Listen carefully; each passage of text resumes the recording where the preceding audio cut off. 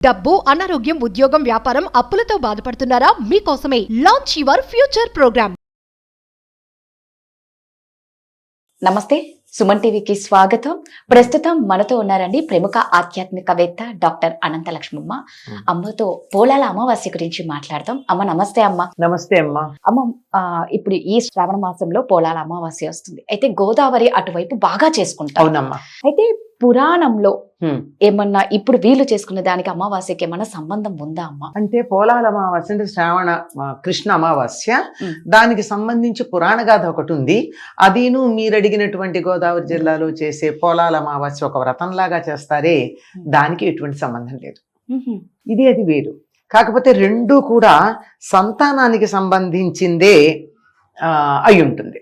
ఎలాగా అంటే పురాణాలకు సంబంధించి అంధకాసురుడు అనేటటువంటి వాడు ఉన్నాడు. ఈ రాక్షసులందరూ బాగా తపస్సు చేస్తారు, చాలా బాగా చేస్తారు, మనకన్నా దేవతల కన్నా కూడా. అందుకే ఎక్కువ చేస్తామంటాం, రాక్షసంగా చేసామంటాం.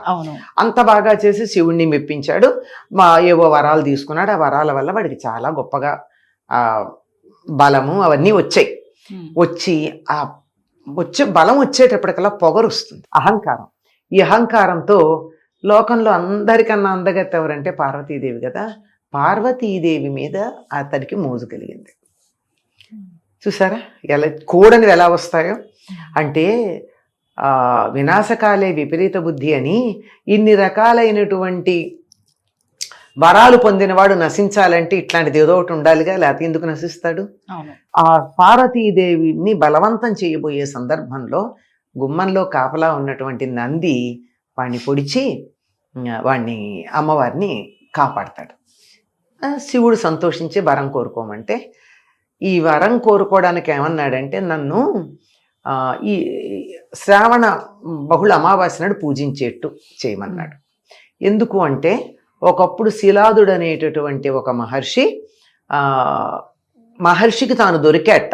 ఒక ఆయన పొలం దున్నుతూ ఉంటే అట్లా దొరికినటువంటిది శ్రావణ కృష్ణ అమావాస్య గనక ఆనాడు నన్ను పూజిస్తే నేను సంతోషిస్తాను అన్నట్ట. ఈ శిలాదుడు అనేటటువంటి వాడు ఏమిటంటే శిల అత్తి అంటే రాళ్ళు తినేవాడు. అతడే తర్వాత నందీశ్వరుడిగా అవతరించడం జరిగింది అని చెప్తారు.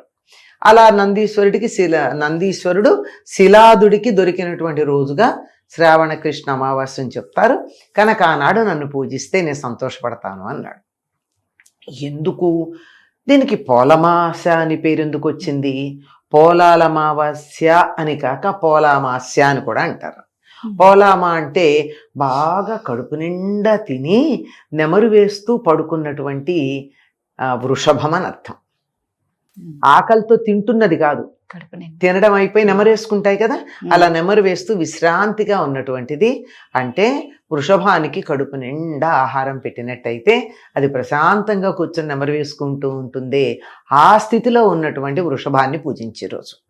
వృషభంని పూజించినందువల్ల ఏమొస్తుందంటే సత్సంతానం కలుగుతుంది.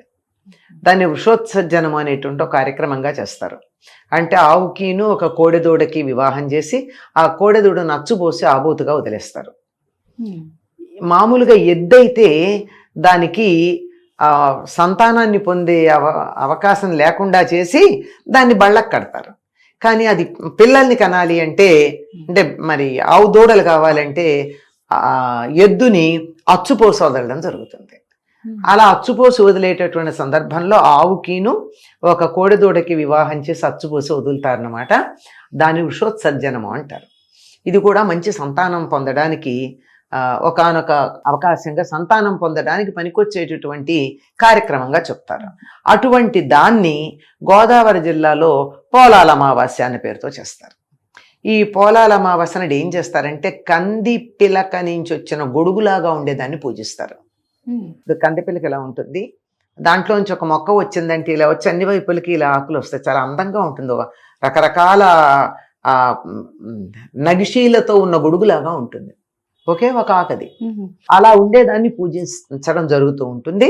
దానికి కారణం ఏమిటంటే, దీనికి ఒక కథ చెప్పుకుంటారు. పూజ చేసిన తర్వాత తెల్లవారుజామున లేచి పూజ చేసి తులసి దగ్గర పెట్టి చేస్తారు ఈ పూజలన్నీ. చేసి కథ ఏం చెప్పుకుంటారంటే, గోదావరి తీరంలో ఒక బ్రాహ్మణుడు ఉన్నాడు. ఆయనకి 7 కొడుకులు, 7 కొడుకులకి పెళ్లి చేశాడు. ప్రతి అమావాస్యకి ఇలా అమ్మవారికి పూజ చేసుకుందాం అంటే పోలమ్మ అంటే సంతానాన్ని ఇచ్చే తల్లి, గ్రామదేవత. మన గ్రామదేవత ఆరాధనలు మొత్తం ఈ 4 నెలలు జరిగేది గ్రామదేవత ఆరాధనలు ఎక్కువ కనపడతాయి మనకి. గ్రామదేవతలను కూడా ఆరాధించాలి తప్పనిసరిగా, జాతరలు కానీ మరోటి కానీ. అలా ఉన్నటువంటి దాంట్లో వీళ్ళందరూ పూజకి ఏర్పాట్లు చేసుకుని పూజకి వెడదాం అనుకునేటటువంటి సమయానికి 7వ కోడలు కొడుకు చనిపోతాడు. మైల వస్తుంది కదా, చెయ్యరు. ఇలా 7 సంవత్సరాలు ఈ 7వ కోడలికి ప్రతి సంవత్సరం మధ్యలో కొడుకు పుట్టడం, సరిగ్గా పోలామాస్తున్నాడు చనిపోవడం, వీళ్ళు పూజ చేసుకోవడానికి వీలు కాకుండా పోతుంది. సరే 7వ సంవత్సరం 7వ కోడలు ఏం చేసిందంటే, బిడ్డ చనిపోయాడు తెల్లారుదామున, మాట్లాడకుండా వాడిని ఆ పొత్తిళ్లలో అక్కడే పడుకోబెట్టి, నెలల పిల్లాడే కదా, ఏడాదికి మళ్ళీ పుట్టాడంటే 2 నెలలు 3 నెలల్లోనే ఉండుంటాయి, వాడిని అక్కడే పడుకోబెట్టి ఏమీ ఎరగనట్టుగా పూజలన్నిటికీ పెడుతున్న, అందరూ పూజలు చేసేసుకుంటారు. తప్పే కదా ఇది. అదే కానీ ఆవిడ మమకారం అట్లాంటిది. ఏమిటి మమకారం? పూజ కొనసాగించాలని. అంతా అయిన తర్వాత ఆ రోజు రాత్రి పూజ అంతా అయిపోయాక ఈ చనిపోయినటువంటి బిడ్డను తీసుకుని వెళ్ళి ఆ గ్రామదేవత ఆలయం ఉంది కదా, ఆలయం దగ్గర మెట్ల మీద కూర్చొని ఏడుస్తూ ఉంటుంది. ఆ గ్రామదేవత అప్పుడు గ్రామాన్ని కాపాడడానికి ఆలయంలోంచి బయటకు వస్తుంది. అమ్మాయి ఎందుకు ఏడుస్తున్నావు అని అడుగుతుంది. ఎందుకు ఏడుస్తున్నావు అంటే చెప్పింది. మరి నన్ను పూజించు, నీ బిడ్డలను బతికిస్తానంటే ఆవిడ అనుగ్రహం వల్ల ఈ పిల్లాడు బతకడమే కాక అంతకుముందు పాతి పెట్టిన 6 పిల్లలు కూడా బతికొచ్చారు. అంటే చిన్నపిల్లని పాతి పెడతారు కానీ తగలబెట్టారు కదా, 7 బతికొచ్చారు. అది 7 పిల్లలతో సంతోషంగా ఉంది. ఈ కథ చెప్పుకుంటారు. ఈ గ్రామదేవతని పూజించటం వల్ల సంతాన సౌభాగ్యం ఉంటుంది, బిడ్డలు అకాల మరణం చెందరు, క్షేమంగా ఉంటారు, చక్కగా ఉంటారు. అందుకని పిల్లల క్షేమం కోసం తల్లులు చేసేటటువంటి వ్రతం ఇది పోలా అమావాస్య వ్రతం. పోలా అమావాస్య అంటే నిజంగా మీరు చెప్తూ ఉంటే ప్రతి తల్లి చేయాలి అన్నంత కోరిక పుడుతుందమ్మా. కంద పిలకలు ఎందుకు పూజిస్తారంటే కందకి పిలకలేసే లక్షణం ఉంటాయి కదా, అలా పిలకలేసుకుంటూ వంశం పెరుగుతూ ఉంటుంది. చాలా చక్కగా చెప్పారమ్మా, ధన్యవాదాలు.